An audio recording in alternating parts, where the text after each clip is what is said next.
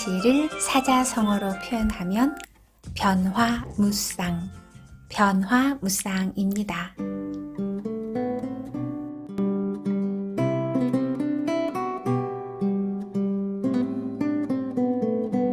안녕하세요. 소곤소곤 책 읽어주는 여자 소책녀입니다. 오늘 그곳의 날씨는 어떠했나요? 여기는 대전인데요. 오프닝 얘기처럼 오늘의 날씨는 변화무쌍이었습니다. 비가 왔다가 맑았다가 흐렸다가 다시 맑았다가 정말 다양한 날씨 오늘 하루에서 맛보았는데요. 오늘 여러분과 같이 읽을 책은요. 나의 첫 한문 수업. 그래서 오프닝을 사자성어로 시작해 보았습니다.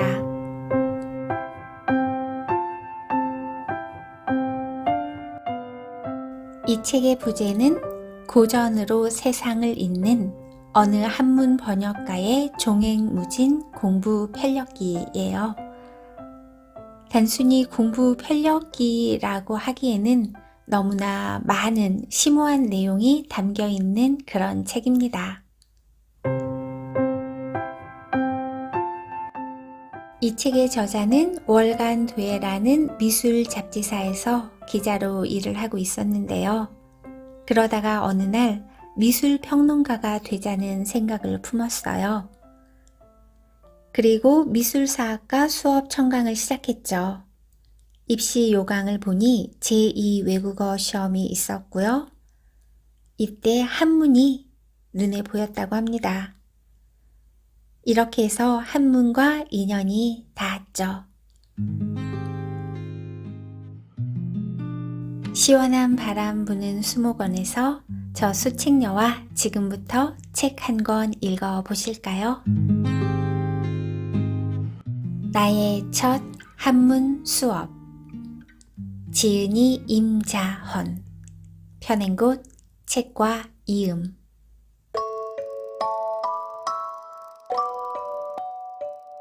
나는 한문을 번역하는 사람이다. 하지만 한문에 관심이 있거나 관련이 있는 사람이 전혀 아니었다. 대학에서는 심리학을 전공했고 사회에 나와서는 미술 잡지에서 취재부 기자로 일했다. 월간도예라는 도자예술 전문 잡지에 기자로 취직하게 되었는데 그 잡지사에서도 미술을 전공하지 않은 사람을 기자로 채용한 것은 창간 이래 처음 있는 일이라고 했다. 직업을 핑계대고 도자예술을 배워볼까 생각했다. 충분히 개연성 있는 일이었다. 취재를 많이 다녔으니 좋은 선생님을 만나기도 어렵지 않았다. 하지만 그렇게 되면 나의 경계가 한 분야로 고착되어 좁아질 것 같았다. 기왕 시작하지 못한 일이니 더 넓은 미술의 세계를 경험한 뒤 어느 한 분야를 선택하는 게 더 좋겠다 싶었다. 그래서 더 규모가 크고 다양한 미술 영역을 다루는 미술 종합 잡지 쪽으로 직장을 옮기거나 미술 평론가가 되자는 생각을 품었다. 이리저리 알아보았는데 그중 기자를 뽑는 미술 잡지가 없었고 하여 미술평론 쪽으로 마음을 굳혔다. 다음 단계는 미술사학과 대학원 진학이었다. 곧이어 미술사학과 수업 청강을 시작했다. 입시 요강을 보니 제2 외국어 시험이 있었다. 영어 시험도 봐야 하는데 비슷한 종류의 언어인 프랑스어를 하자니 좀 부담스러웠다. 영어도 아주 잘하지 못하는데 이것까지? 참 막연하고 우스운 일이지만 제2 외국어를 다른 걸로 바꿔볼까 하는 생각이 들었다. 갑자기 몇 달 안에 첫걸음 떼는 언어를, 그것도 그 언어만 하는 것도 아닌데 어떻게 시험 볼 수준까지 실력을 끌어올릴 수 있을까? 그 막연하고 무모한 생각을 하고 있는데 문득 한문이 보였다. 제2 외국어의 한문도 있었던 것이다. 이거라면 그래도 중고등학교 수업 시간에 조금 배우지 않았는가? 아주 첫걸음은 아니다. 게다가 미술 잡지에서 맡고 있는 분야가 전통 도자여서 미술사학과에서 전공하려 마음먹은 분야도 동양 전통 미술 쪽이었으므로 한문을 배워두면 앞으로 도움이 되겠다 싶었다. 이렇게 해서 한문과 인연이 닿았다. 내가 한문을 배우겠다고 하자 같이 대학원을 준비하던 친구가 자기도 함께 배우겠다며 한문을 배울 만한 곳에 관한 정보를 알아보기 시작했다. 얼마나 안일했던지 모든 정보는 그 친구가 검색했고 나는 그저 중고등학교 때 배웠던 한문책 좀 다시 보면 되지 않을까 막연히 생각했을 뿐이다. 친구가 한국고전번역원, 고전번역연수원에서 한문 방학 특강이 열린다는 정보를 알아왔다. 이곳이 가장 믿을만하게 한문을 가르쳐 주는 곳이라면서 한문을 배우려면 여기서 배워야 한다고들 하더라고 말해 주었다. 심지어 등록도 그 친구가 해줬다. 논어 수업과 맹자 수업이 있었는데 우리는 논어 수업을 신청했고 그렇게 그의 여름 처음으로 한문을 배우기 시작했다. 여름방학 특강이 끝날 즈음 걱정이 생겼다. 대학원 시험은 겨울인데 한번 배워보니 한문을 혼자 하긴 어려울 것 같고 어디서 계속 공부해야 할까 싶었던 것이다. 한문 학원은 도무지 어디가 좋은지 몰라서 선생님께 여쭤보았다. 선생님은 내 질문을 듣고 이렇게 물으셨다. 이전에 한문 배우신 적이 있나요? 나는 해맑게 대답했다. 아니요, 이 여름 특강이 처음인데요. 선생님의 얼굴이 급격히 어두워지며 대답을 피하셨다. 이후로 감감무소식이었다. 그 상태로 거의 마지막 수업이 가까워져 오고 있었으므로 기다리던 나는 더는 지체할 수 없겠다 싶어 다시 여쭈었다. 선생님은 여전히 곤란해 하셨지만 나는 포기하지 않았다. 선생님은 결국 어쩔 수 없다는 표정으로 예전에 함께 공부한 고전번역원 번역위원 선생님을 소개해 주셨다. 처음엔 거기가 학원인 줄 알았는데 선생님 번역 사무실이자 함께 공부하는 동기와 선후배들 공부방이었다. 일자무식했지만 나는 이택지에서 받아들여졌고 곧 공부를 이어나가게 되었다. 번역원 연수원 방학특강 때 배운 논어도 재미있었지만 내가 진짜 한문의 매력을 느끼게 된 건 맹자를 배우면서부터였다. 선생님은 내가 한문을 읽고 해석하게 하는 방식으로 수업을 진행하셨다. 일단 내가 원문을 읽고 맞는 해석이든 아니든 먼저 해석을 하고 나면 선생님께서 틀린 부분을 고쳐주시고 헛갈릴 만한 부분이나 까다로운 부분을 설명해 주시면서 진도를 나갔다. 나 같은 초짜가 뭘 알아 해석을 하겠나. 당연히 예습을 해 가야만 했다. 1대1 수업이니 한문 초짜인 내가 예습을 하지 않으면 수업 자체가 불가능해지기 때문이다. 그렇게 공부해본 맹자는 진짜 재미있었다. 말투도 시원시원했지만 재치가 있어서 읽는 맛이 있었고 내용 또한 굉장히 감동적이었다. 예습을 하느라 맹자 본문을 읽고 또 읽다 보면 나도 모르게 눈시울이 붉어지곤 했다. 종종 강의할 때 처음 맹자를 읽으면서 눈물을 흘렸다고 말하면 수강생들은 엥? 맹자를 읽으면서요? 대체 왜? 라는 표정으로 나를 바라보곤 한다. 나도 내가 맹자를 읽다가 눈물 짓게 될 줄은 미처 몰랐다. 고루하고 뻔할 거란 선입견으로 읽어나가기 시작한 책은 생동감과 인간에 대한 애정으로 가득했다. 맹자의 매력을 느끼는 데는 첫 장인 양해왕 편만으로도 충분하다. 맹자는 처음 만난 양해왕에게 이렇게 말한다. 지금 왕께서는 국민의 삶을 제대로 돌보지 않아서 상류층의 집에서는 가축들이 사람도 못 먹는 양식을 먹고 살이 오르고 있는데도 단속할 줄 모르고 일반 국민은 입에 풀칠도 제대로 하지 못해 줄여 죽은 시체가 거리에 널려 있는데도 나라의 창고를 열 줄 모르시죠. 그러고는 사람이 굶어 죽으면 이렇게 말씀하시죠. 내 탓이 아니야. 흉년이 들어 그런 걸 나보고 어쩌라고. 이건 사람을 칼로 찔러서 죽여놓고는 내 탓이 아니야. 무기가 찔러 그런 걸 나보고 어쩌라고. 라고 말하는 것이나 뭐가 다릅니까? 왕께서 흉년 탓을 하지 않으시면 온 세상 사람들이 모두 왕께로 올 것입니다. 맹자가 이렇게 말하자 양해왕은 조금 더 가르침을 주기를 청한다. 이에 맹자는 말을 계속 이어간다. 사람을 죽일 때 몽둥이로 죽이는 것과 칼로 죽이는 것이 다릅니까? 다르지 않습니다. 그렇다면 칼로 죽이는 것과 정치로 죽이는 것은 차이가 있습니까? 없습니다.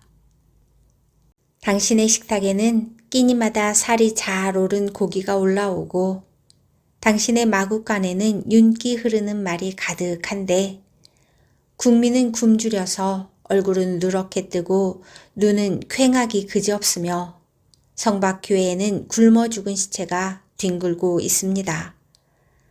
그렇다면 이것은 짐승에게 사람을 먹여 기른 것이죠.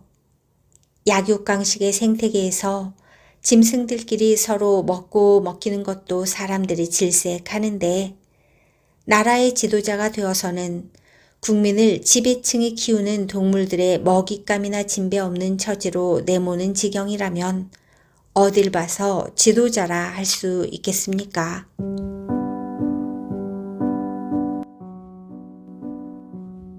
맹자는 양해왕에게 자기를 등용해서 나라를 운영해 볼 기회를 달라 청하는 입장이었다.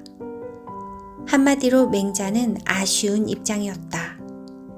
그러나 그의 말 속에서는 아쉬움을, 비굴함을 어떻게든 등용되고자 군주의 비위를 맞추려고 빈틈이나 노리는 자세를 찾아볼 수 없다.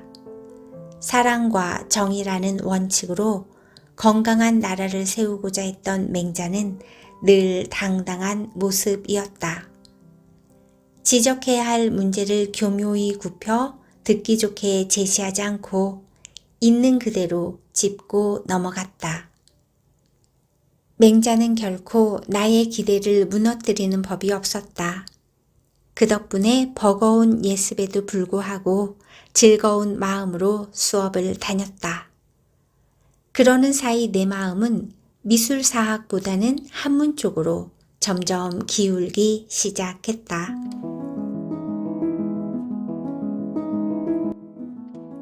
대학원 입시에 낙방했다. 마음이 떠나서 이런 결과가 나온 것일까? 여하튼 떨어졌고 당시 나는 회사를 그만둔 상태였기에 아예 아무데도 가지 않을 수는 없었다. 어디에라도 적을 두고 있어야만 했다. 번역원 연수원 입학은 내게 반드시 해야만 하는 일이 되었다. 입학 시험에는 생각보다 많은 사람이 왔다. 한문을 배우려는 사람이 이렇게나 많은 줄 그때 처음 알았다. 시험에는 대담함이 필요하다. 도무지 생각이 안 나서 누가 봐도 틀린 답을 썼더라도 흘려보내야 한다. 그럭저럭 제대로 써 내려갈 다른 문제가 많이 남아있기 때문이다. 며칠 후 좋은 소식이 들렸고 그렇게 나는 번역원 연수원에 합격했다. 28세. 나는 전혀 다른 세상에 첫 발을 내디뎠다.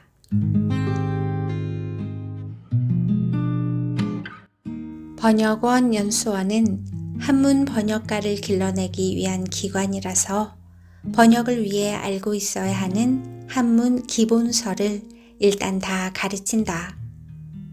그래서 다루는 책도 많고 수업 강도도 꽤 센 편이다. 나는 처음부터 차근히 배울 생각으로 들어갔는데 이미 기초가 닦여 있는 사람들이 많으니 진도 나가는 속도가 정말로 장난이 아니었다. 한문 원문 읽고 해석하고 쭉쭉 나갔다. 매일 3시간씩 과목을 바꿔서 그렇게 진도를 나가니 처음 본 수업을 듣고 난 나의 심정은 내가 과연 따라갈 수 있을까였다. 중간고사 이후 나는 슬렁슬렁 수업에 다녔다. 그래도 출석은 꼬박꼬박 했다. 그만두기 전까지 최소한의 성실함을 발휘해야 조금은 남는 것 있게 떠날 수 있다고 생각했기 때문이다. 한문을 선택한 일에 가장 많이 고민한 시기가 이때가 아닌가 싶다. 당시 미술사학에서는 완전히 마음이 떠났으나 대학원은 진학해야 한다고 생각했다. 습관적으로 생각하기에 여기는 교육부에서 학위를 인정해주는 기관이 아니니 뭐라도 뚜렷한 소속이 있어야 할 것 같았고 주변에서 강의 듣는 사람들 중 내 또래는 대부분 대학원에 다니고 있었으니 당연히 생각이 대학원 쪽에 있었다. 그러면 무슨 과를 선택하지? 원래 전공인 심리학? 심리학을 계속할 거면 한문을 왜 해? 한문학? 한문을 배우면서 한문을 또 해? 그건 좀 지겨울 것 같은데. 중문학? 이제 와서 또 새 외국어? 진짜 아닌 것 같은데. 국문학이 제일 무난할 것 같았다. 그러나 국문학 쪽으로 선택해보려니 또 국문학과 청강을 다녀야 했다. 대학원 시험 보려면 영어 시험을 봐야 하니 영어 학원도 다녀야 하고 생활비를 벌어야 하니 아르바이트도 해야 하고 한문은 처음 시작한 거라 낯설어서 적응하기도 벅찬데 여기에 대학 청강을 얹을 생각을 하니 가슴이 답답해져 왔다. 내가 해낼 수 있을까? 고민의 연속이었다. 난 꼭 이걸 할 거야 라는 결심이 없는 상태이다 보니 고민만 늘고 답은 보이지 않았다. 28에 손에 쥔 것 하나 없이 갈팡질팡하고 있는 자식을 보는 건 부모님으로서도 속 터질 일이었다. 뭘 물어도 뚜렷한 답이 없으니 결혼 이야기가 나오기 시작했다. 이도 저도 아닌 상황에 시간만 속절없이 흘렀다. 중간고사와 별반 다를 것 없는 기말고사, 그리고 여름방학. 방학 중에도 끝나지 않는 고민, 다시 1학기와 비슷한 중간고사, 아무 결론도 내리지 못한 채 다가온 2학기 기말고사. 그렇게 이곳에서의 한 해가 훌쩍 지나버렸다.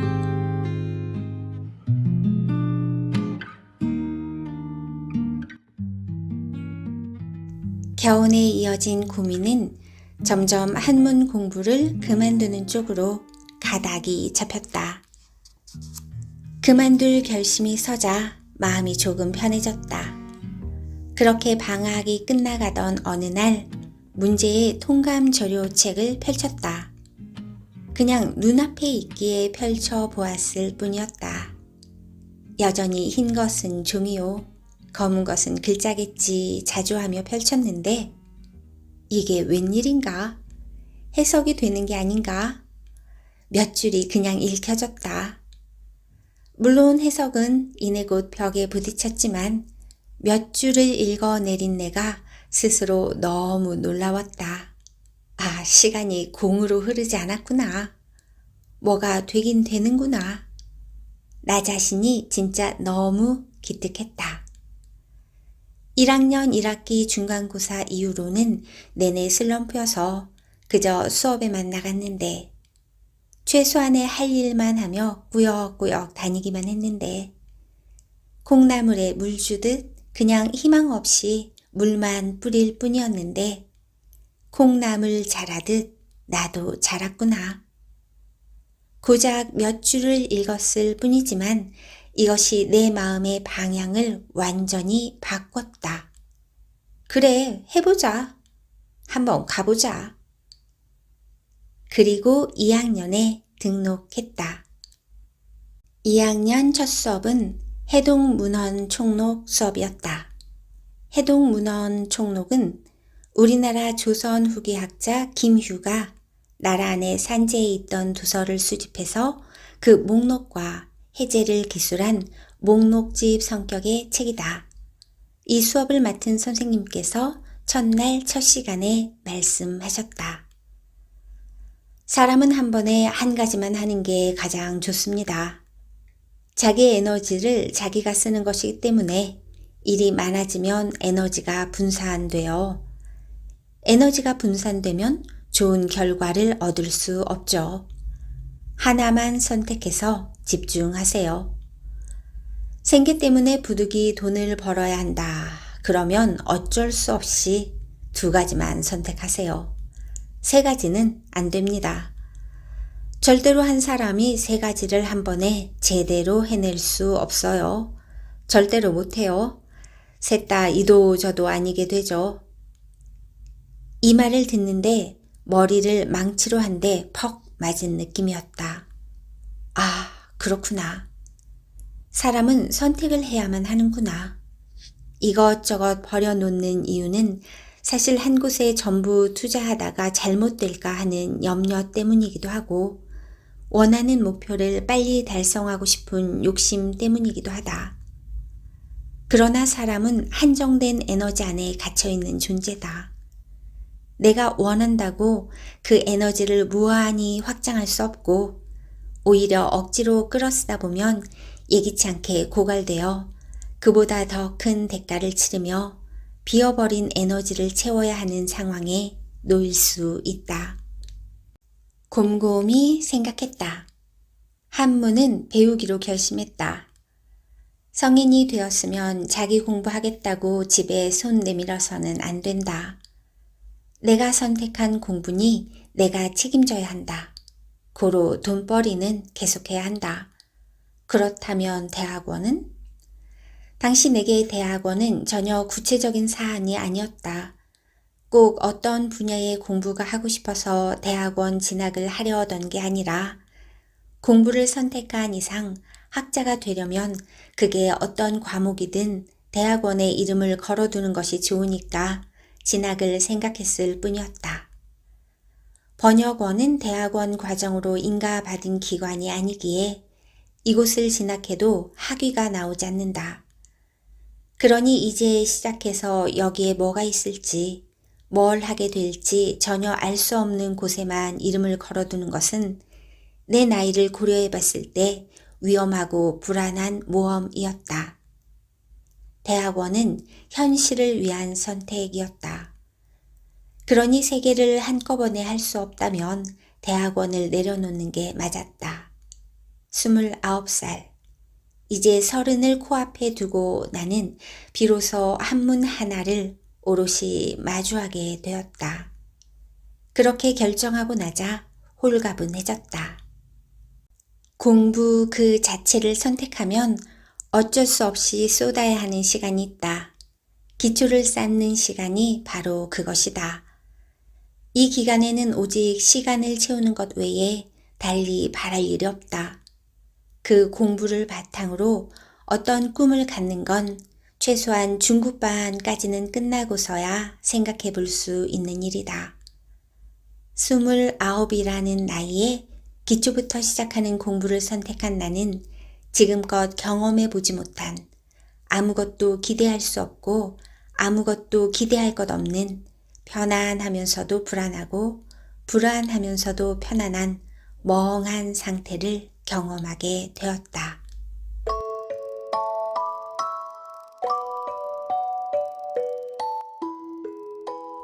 차라리 배우지 않을지언정 배우기 시작했거든 제대로 배울 때까지 그만두지 말고, 차라리 물어보지 않을지언정 질문을 시작했거든 제대로 알게 될 때까지 그만두지 말며, 차라리 생각하지 않을지언정 생각하기 시작했거든 답을 얻어낼 때까지 그만두지 말고, 차라리 분변하지 않을지언정 분변하기 시작했거든 분명하게 분변해낼 때까지 그만두지 말며, 차라리 행하지 않을지언정 행하기 시작했거든 마음을 다해 진실하게 행할 때까지 그만두지 말아야 한다.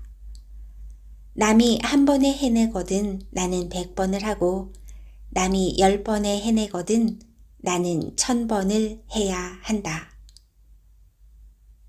내가 아주 좋아하는 중용 구절이 이것이다. 얼핏 보면 숨막히는 내용처럼 느껴질 수도 있다. 그러나 찬찬히 들여다보면 참 멋진 말이다. 이 구절은 자신의 선택에 스스로 책임지라고 말하고 있다. 그 누구의 영향이나 외부의 압박 때문이 아니라 그저 네가 선택했거든 끝을 보라고, 남이 한 번에 해내거든 나는 100번을 하고, 남이 10번에 해내거든 나는 1000번을 하는 자세. 스스로 책임진다는 건 이런 자세가 아닐까 한다. 우리는 종종 단거리 경주로 무언가를 이루려 할 때가 많다. 그러나 삶도 공부도 실은 장거리 경주 아니던가. 단거리로 해결하려다가는 자꾸 탈진만 경험하게 될 뿐이다. 꼴등은 부끄럽지 않지만 스스로 극복해내지 못하고 지레 그만두는 건 부끄러운 일이다. 잘 안 보이는 뒷자리에 앉아 성실한 출석을 목표로 내 자리를 지키면서 나는 한문과 추억을 쌓아갔다. 어떤 책이든 일정한 시대를 살았던 사람이 그 시대를 살며 보고 듣고 느낀 것을 바탕으로 쓰기 때문에 저자가 살았던 시대를 알지 못한다면 내용을 제대로 이해할 수 없다. 비로소 중국 역사 공부를 다시 시작했다. 어떻게 좀 쉽게 접근해 볼 방법이 없을까 고민하던 중 전에 이택재 선생님 서가에 꽂혀 있던 열국지라는 소설이 문득 생각났다. 10권이 넘어가는 분량이라 다 읽을 수 있으려나 싶었지만 일단 손을 뻗어보니 생각보다 아주 재미있었다. 춘추 전국시대 온갖 나라의 복잡한 이야기를 다루고 있었지만 각종 지혜와 술수가 펼쳐지며 각 나라가 역동적으로 움직이는 재미가 있어서 쭉쭉 읽어 나갈 수 있었다. 이때부터 삼국지, 수호지, 초안지 같은 무슨 지들을 읽으며 중국 역사의 감을 잡기 위한 여정이 펼쳐졌다. 책을 읽으면서도 이때는 미처 몰랐다. 역사 공부가 이후로 아주 놀랍도록 장황하게 내 앞에 펼쳐지리란 사실 말이다.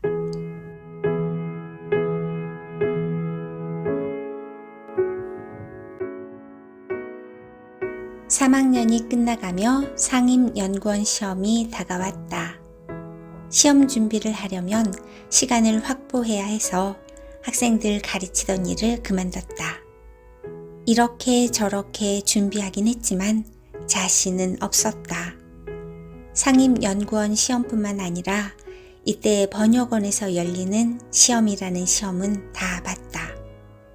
1급 한문 자격 능력 시험, 번역원 직원 선발 시험, 그리고 상임연구원 시험, 마지막으로 일반 연구원 시험까지 총 4개 시험을 본 것이다. 상임연구원 시험은 난도가 높다. 어떤 문장이 시험에 출제될지 알 수 없고 주어지는 문장도 길다. 그렇게 낯선 한문을 붙들고 씨름하며 번역 시험을 치르고 나면 그 다음에는 한작 시험을 봐야 한다. 한문, 장문 시험을 말하는데 주제 문구를 주면 그것에 대해 한문으로 논술을 써내는 시험이다. 내 인생에 이렇게 열과 성을 다해 치른 시험이 또 있을까? 애를 쓴 시험 결과는 낙방이었다. 기왕 한문을 시작한 것, 그래도 남이 물어볼 때 한문을 할 줄 안다고 말할 수 있는 수준까지는 공부해 놓자는 결심이었다. 재수는 그런 내가 밟아야 할 당연한 수순이었다. 다시 시험 공부가 시작되었다. 다만 시험 준비한다고 하던 일을 관둔 지 몇 개월 됐기 때문에 생활비가 걱정이었다.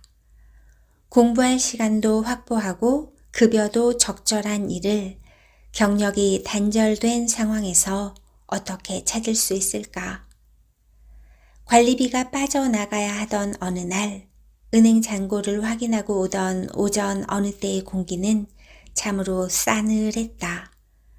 심란한 마음으로 오후에 수업 들으러 갈 준비를 하고 있는데 전화 한 통이 걸려왔다. 번역원이었다. 번역원에서 나를 왜? 상임연구원 준비하면서 겨울에 겨울방학 맹자 특강을 들었는데 그때 가르쳐 주신 선생님께서 연락을 주신 거였다. 네, 선생님. 우리 일 함께 하면 어때요? 나 있는 승정원 일기팀에서. 예? 제가 그곳에서 할 일이 있을까요? 윤문을 좀 맡겨보고 싶어요. 긍정적으로 검토해줘요. 아, 네, 선생님. 그날 저녁에 번역원에 가서 선생님을 배웠고 다음 날부터 승정원 일기팀의 윤문 계약직으로 출근하게 되었다. 참 사람 일은 알 수가 없다. 오전엔 절망이었는데 오후는 희망으로 반짝였다.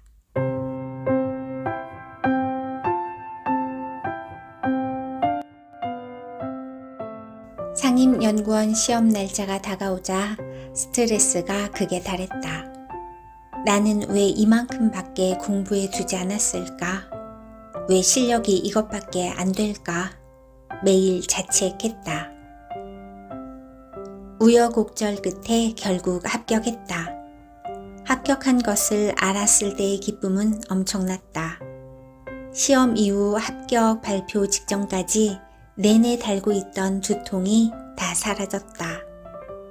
그러나 기쁨도 잠시 엄청난 분량의 공부 앞에 허우적거려야 했다. 여전히 한문에 자신이 없었으므로 선생님들께서 요구하시는 공부 분량은 내게 스트레스 그 자체였다. 초콜릿을 얼마나 먹어댔는지 모르겠다. 3년이란 참 빠른 시간이다.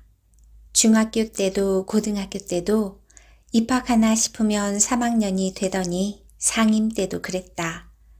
이제 공부 좀 해볼까 싶었는데 3학년, 그러니까 졸업반이 되었다. 나는 얼마나 성장했나?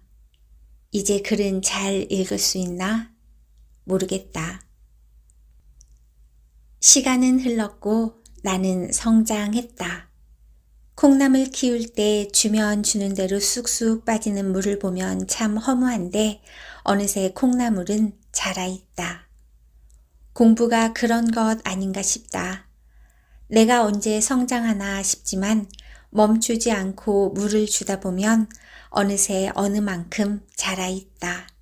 그것도 생각보다 꽤 많이 성장해 있다.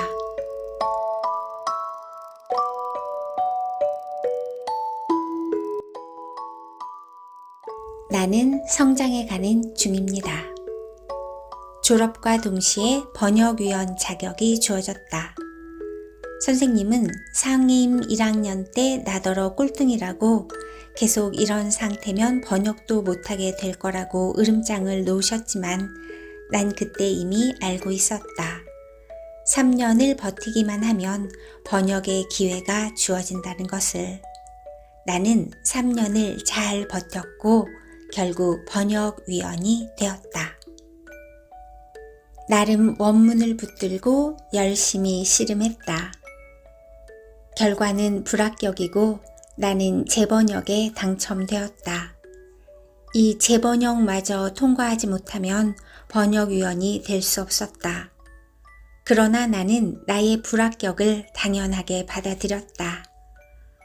아직 내가 너끈히 첫 번에 합격할 만큼 친숙하게 알고 있는 세계가 아니었기 때문이다. 성장해 가는 거지. 이미 성장해 있는 상태가 아니지 않은가. 이때부터 18세기 조선에 익숙해지고 그렇게 조금씩 알아가면 된다는 게 내 생각이었다. 나는 그렇게 18세기 조선에 조금씩 익숙해져 가며 재번역을 통과하고 무사히 한국고전번역원의 번역위원이 되었다. 처음 한문을 만난 순간부터 좌충우돌 이리 부딪히고 저리 부딪히며 여기까지 왔다. 그리고 비로소 전문가로서의 한 발을 내디뎠다.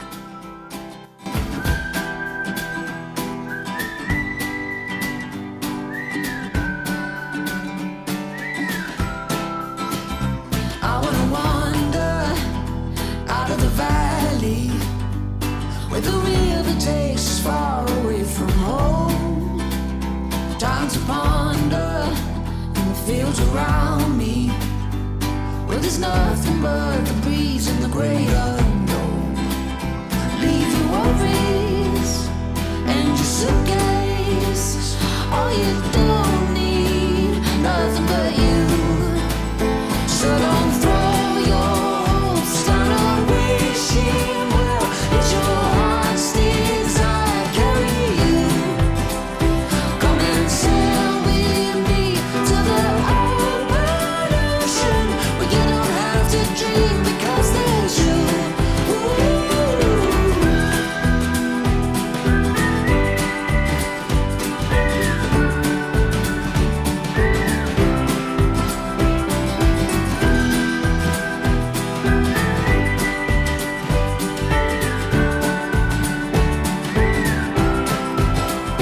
Nothing around us, just flames in the fire, and through the night they burn like me for you.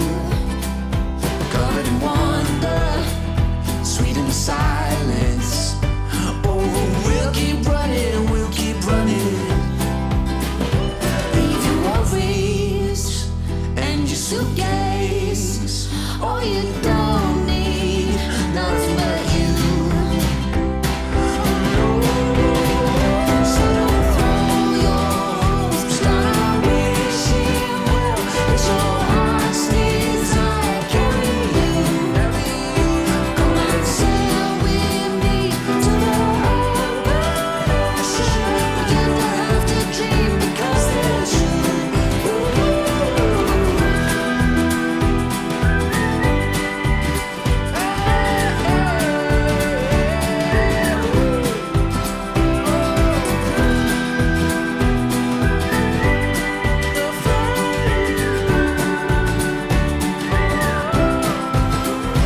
Leave your worries and your suitcase. All you don't need, nothing but you. 오늘 마무리는 이 책에서 가장 가슴에 와닿았던 한 단락으로 하려고 합니다.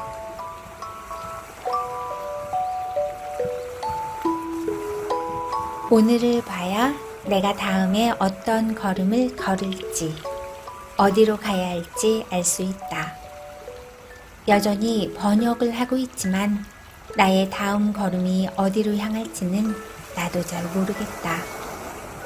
다만 지금 내가 걷는 걸음이 허황되지 않고 꾹꾹 눌러 걷는 성실한 걸음이기를 바란다. 지금의 걸음이 성실하다면 다음의 걸음이 새 길을 걷게 되더라도 내 걸음의 호흡을 놓치지 않을 테니까. 보이지 않는 미래를 마음껏 기대해 본다.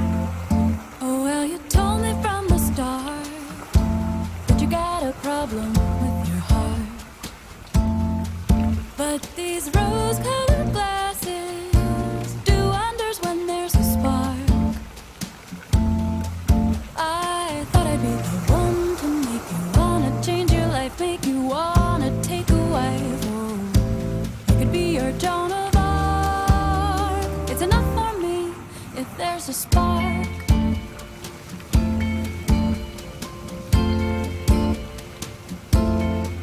Yeah, well, you took me out to dine. Maybe I had too much wine, but I never felt so desired.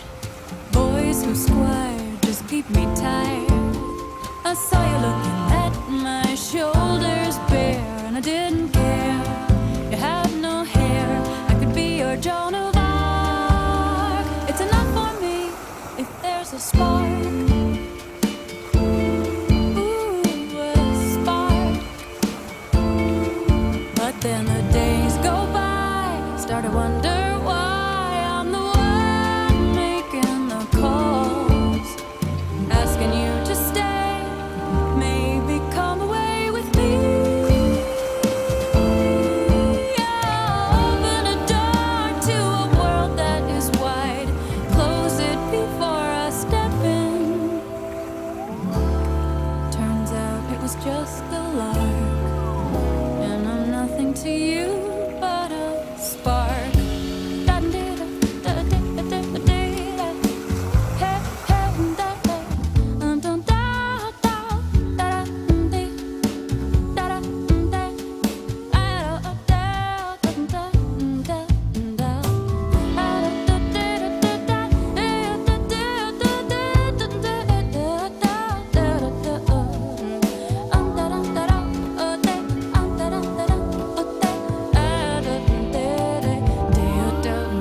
Well, I'm trying to start to see all the reasons you weren't right for me. But then just like that, feelings rushing back burn my heart with memory. I thought you were like me, searching for a way to be less alone all the days of your life. Was it in my head? Should I not have said a plan but held a hold? Took you by the wheel, but none of it was real. I just wanted you, 'cause you made me feel I was Joan of Arc. Rose-colored glasses do wonders to a spark. To a spark.